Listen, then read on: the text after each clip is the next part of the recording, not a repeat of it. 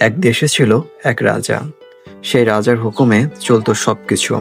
রাজা ছিলেন খুব ভালো, প্রজাদের খুব ভালোবাসতেন।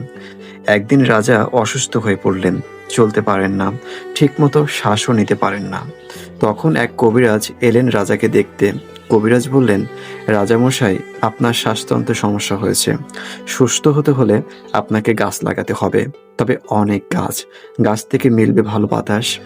রাজা তখন আদেশ দিলেন, সারা দেশে গাছ লাগাও।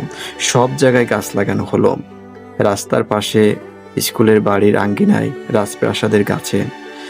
এক বছরে দেশ সবুজ হয়ে গেল। আর কিছুদিন পর গাছগুলোতে ফল ধরল।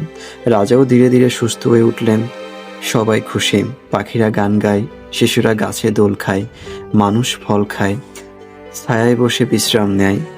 একদিন রাজা চিন্তা করলেন, আমি গাছ লাগালাম, পানি দিলাম, আর ফল খাবে সবাই। আমি তো একদিন মারা যাব, সবই খাবে অন্যেরা। এই ভেবে রাজা কষ্ট পেতে থাকলেন। তিনি ভাবলেন, সব গাছ কেটে ফেলবো। এই চিন্তা করতে করতে তিনি আবার অসুস্থ হয়ে পড়লেন। ঘুম হয় না, খেতে পারেন না। আবার ডাকলেন কবিরাজকে। কবিরাজ শুনে বললেন, রাজামশাই, এই রোগের কোনো ওষুধ নেই।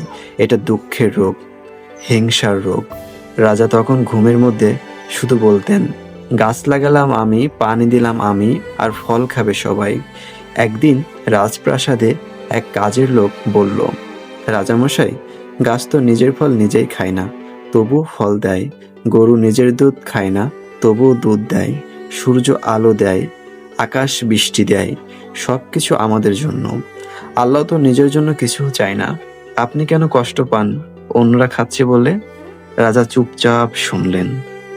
তার চোখে জল এসে গেল। তিনি বুঝতে পারলেন তিনি ভুল করেছেন।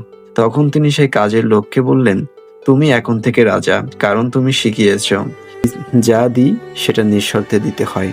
রাজা চোখ বন্ধ করলেন, শান্ত মনে, ভালো কাজ করো, অন্যদের জন্য গাছের মতো হও। নিঃশব্দে দেয় ফল, দেয় ছায়া, দেয় ভালোবাসা। তো যাই হোক, আমার সাথে থাকার জন্য আপনাদেরকে অসংখ্য ধন্যবাদ। তো আপনারা সবাই ভালো থাকবেন, সুস্থ থাকবেন, আর ভালো রাখবেন আপনার প্রিয়জনদেরকে। Thank you.